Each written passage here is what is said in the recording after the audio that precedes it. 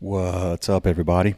Will here at Schedule Fly. This is another episode in our Timeless Advice series. And this comes from our second book. It's with Seth Gross of two restaurants, Bull City Burger and Brewery, as well as Pompieri Pizza, both in Durham, North Carolina. And this is going to be a longer episode because it's a long passage in the book where we were having a conversation about the ingredients in our food and the fact that Seth and his team stand by certain principles of what they will and won't use as ingredients in their foods and why. And it gets into the idea of how important it is to have a very clear mission and a clearly defined mission, and something you can believe in and stand behind, and what that means to your team and what that means to your customers. So really, really fascinating conversation that we had. Always respected and admired Seth for taking a stand on the things that are really important to him. Before we get into that, this episode is sponsored by Schedule Fly. And if you have a restaurant or a bar or a brewery or a distillery or a coffee shop or ice cream shop or a boutique hotel or any type of hospitality business, and scheduling and communication is not easy and clean and simple and super efficient for you and your team, check out ScheduleFly. We've been doing this 15 years. We started in 2007. We have about 6,000 customers today, and we've grown this business through word of mouth, one customer at a time. We only serve independent businesses. We don't serve chains. We don't serve any really large organizations. We serve folks that have from one location to 3, 5, 10. I think our largest ones might have 15. And what we provide is a very simple web-based employee scheduling and communication software, and we back it up with absolutely legendary customer support. We have a 30-day free trial, so you can go sign up. You can use it anytime. If you have any questions, my cell phone number is right there on the trial sign-up page. I'm happy to help anytime. Call me or text me. There's no credit card, so there's no commitment. But if scheduling and communication is not easy for you and your team, if you're on pencil and paper or Excel or something like that, and you've had issues, or it's laborsome or time-consuming or communication breakdowns happen, give us a shot. We'd love to have a chance to earn your business. This episode is also sponsored by Flip, and that's FLYP. You can find them at flipmoney.com, or you can find the Flip app in the App Store. It is an app-based banking tool, and it's fantastic.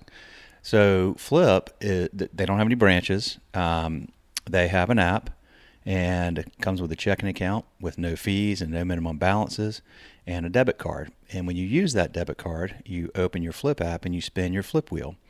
And each time you use the card, you spin the Flip wheel, and you might win 1% cash back, 2%, 5%, 10%. You can win up to 110% cash back.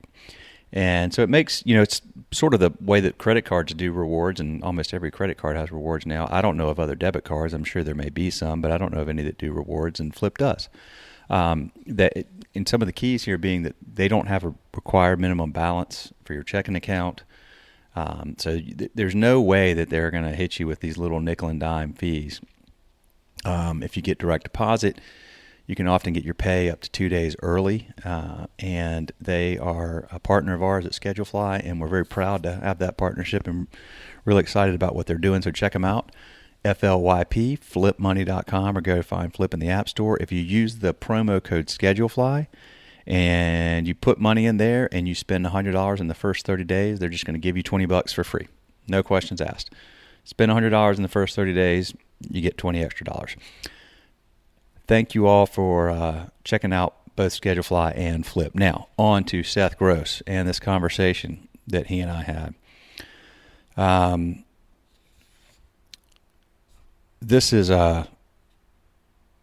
going to start here where I talked to him about having a clear mission statement and values and standing for something, and just kind of said, what's behind that and why it's important to you. So, enter Seth. Quote, It's been a slow evolution. When I got out of cooking school, I went to work for some top restaurants and chefs, and I got exposed to a lot of interesting ingredients. At that time, in the early 1990s, farmers markets and CSAs, which are community-supported agriculture, were in their infancy. The exposure to these ingredients made me start to question some things. As I would meet some of these farmers and see ingredients roll in the back door, I would say, so this is what this looks like? Someone would explain to me exactly why these tomatoes look different than what I was used to seeing. Then I went to tastings and it all started clicking. I started to really question a lot about our food system. Then you start reading, and that's always dangerous because you start learning. And then you realize, wait a second, what I'm doing is not good. I started learning about high fructose corn syrup and the possible detrimental effect to our health from that. And then trans fats. Then people like Michael Pollan started writing books, and I started reading that stuff, and it all sort of came together. Then the pivotal moment for me, like with a lot of folks, was having kids. Then you start thinking about, what is it that I'm doing that's going to make their future brighter and better? What am I going to leave behind? I started thinking that we simply cannot enable the food system we have. Every week I have a food tour and I preach for about 15 minutes, and I warn people that there's a low point. And when you think we're there, we're actually not. It gets worse. Then I bring people back up and say, there's hope. And that hope is pasture-raised beef. We simply cannot continue on the path that we have. We feed America using so much corn, either through corn syrup and things like that in our diet, or through feeding livestock and all the hormones and antibiotics that go with that. It's literally killing us slowly. I don't want to enable that. I wanted to make a difference. The one thing that people do every day in our world is eat. If I want to affect change in my community, food is a great vehicle to make that voice. So we're not preachy except for that Saturday sermon. We just sort of say, hey, we feature pasture-raised beef. If people are willing to ask, well, why?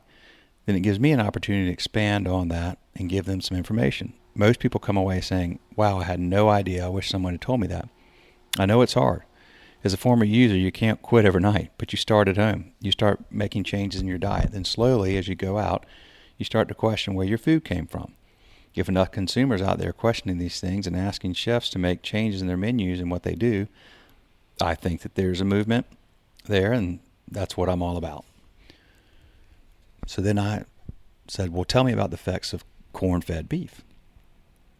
And here's Seth, quote, when we started changing cows from feeding on grass to corn, it had an enormous effect on everything in our lives, from our healthcare system to the way cars are built. All of it has been affected by corn. Changing the diet of a cow has had a huge impact on our health, because when a cow eats corn, you have higher saturated fat, higher cholesterol, lower linoleic acid, lower omega fatty acids, and those two things fight cancer. In America, we have more obesity, cancer, heart disease, strokes, and diabetes than any nation on the planet, and a big part of that is definitely the meat that we've been eating. It's been a slow erosion of our health. We didn't see these effects prior to the 70s when we moved to start feeding cows corn. I remind people that our beef is banned in the European Union. It is against the law to feed a cow corn in Europe. You cannot take American beef to Europe. It's forbidden. In Europe, they simply do not have that amount of health problems that we have, especially because of our meat and the amount of corn that's in people's diets. End quote. And I said, I bet most people have no clue about this. And enter Seth. Absolutely. For 40 years, it's how we've been raised and what we've done. It's a paradigm shift for folks to think about. And I said, but you stand for more than just pasture-raised beef. And Seth says, quote, correct. At Bull City Burger and Brewery, we're kind of the restaurant that doesn't have tomatoes in January on our burgers because you can't grow tomatoes locally in January. I've seen emails praising that and saying how amazing it is.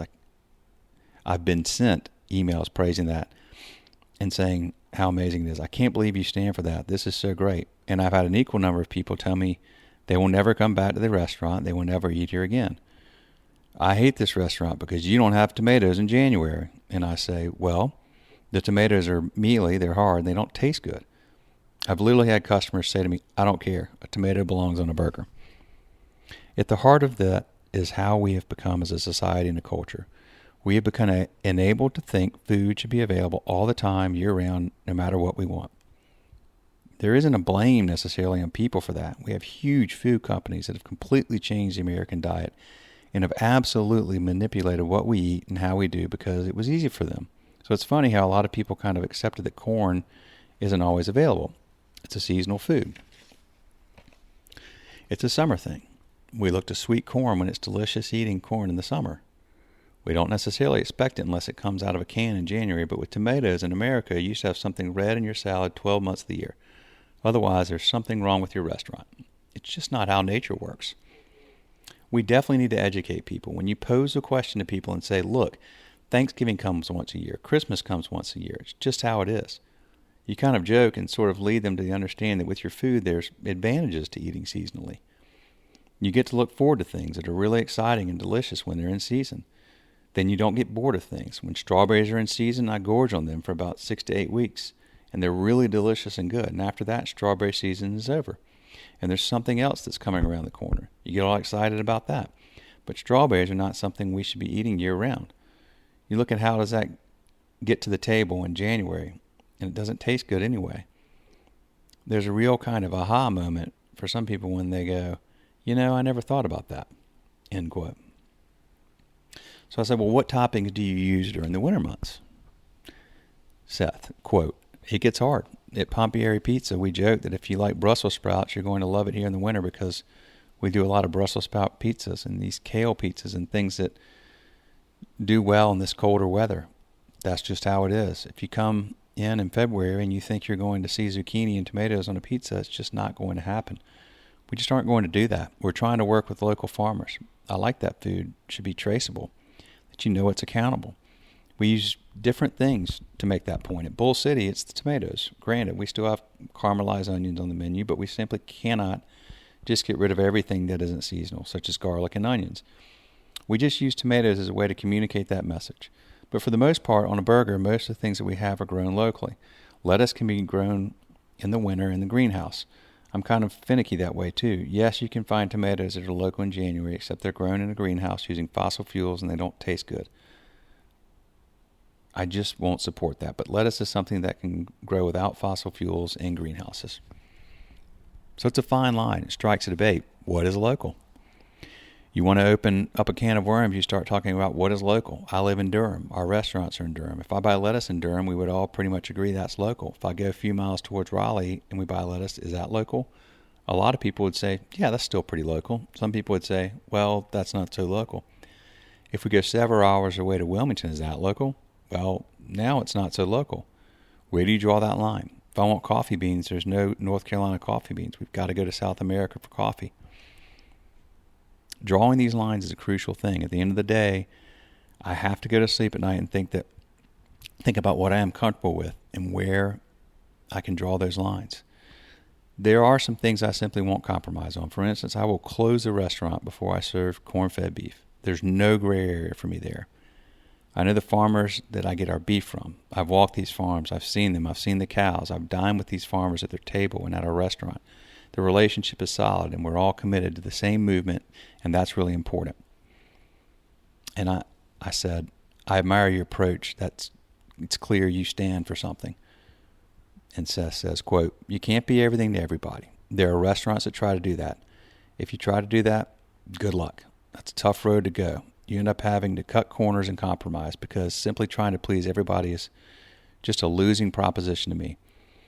There are the menus, typically at a diner or something, where it's a 17-page plastic thing that you flip through, and they serve breakfast all day long, lunch all day, dinner all day. You've got to wonder just how fresh it is and if they're serving omelets and meatloaf and spaghetti and pancakes and all those things. But if you like burgers, we make 28 different toppings in-house. The hot sauce, the Worcestershire sauce, the sriracha, mayonnaise, mustard, barbecue sauce, everything but the ketchup is literally made in the restaurant. With that, you got a lot of options. We have a number on the website, and it's just kind of a weird number that sits out on some of the pages. It says 67,108,864. That's the number of hamburgers you can make with 28 different toppings. So if you like burgers, you're in the right place. At Pompieri Pizza, we do wood-fired Neapolitan-style pizzas. That's about it. We have a few appetizers. We make gelato. But it really wasn't about, hey, let's add pasta to it, and let's do panini sandwiches and ravioli and all these things. I want to make really good burgers, and I want to make really good pizza. And that's what we stand for. I'd rather do quality over quantity. That has always been the mission. If you're not in the mood for pizza, that's okay. Hopefully you are next week or the week after that, and you'll come in. I just don't want to have the steak and fish entree and all these different things, because as soon as you dilute the menu, I feel like quality begins to drop. And my next question was, is it hard to find staff who believe in your mission? And then Seth says, quote, "First of all, the staff is absolutely one of the best things about these restaurants. They are fantastic folks who work really hard. They do believe in the mission. Those who come on board know how we do something with our food, but they're not real sure. And after a short period of going through some training and sitting with me and learning, it's a pretty remarkable transformation. We have an employee who talks about how she had gone to a family picnic after working with us for a year. At the family picnic during the summer, they were making burgers.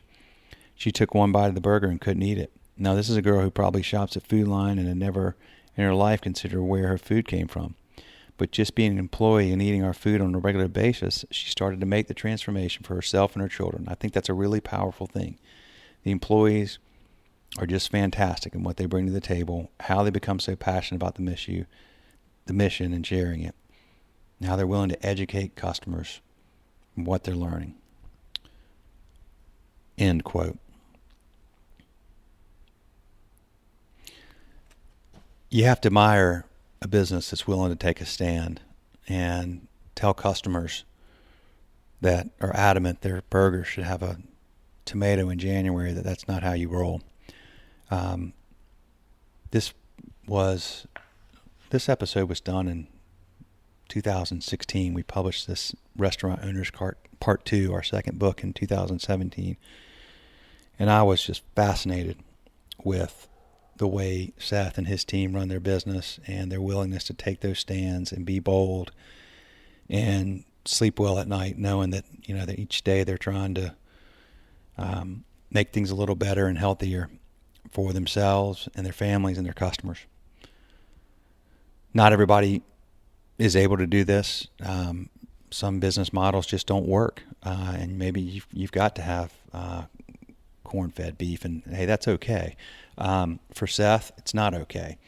But what I really admire is the big picture, that taking a stand and believing something is so important to the point that he would close his restaurant before serving a corn-fed beef. Wonderful advice. Great guy. If you happen to be in Durham, his places are fantastic. Check them out. And thank you for listening. We've got some actual recorded episodes coming up in the next week or two. We've got several lined up. So thank you all for listening, and more coming soon. See you.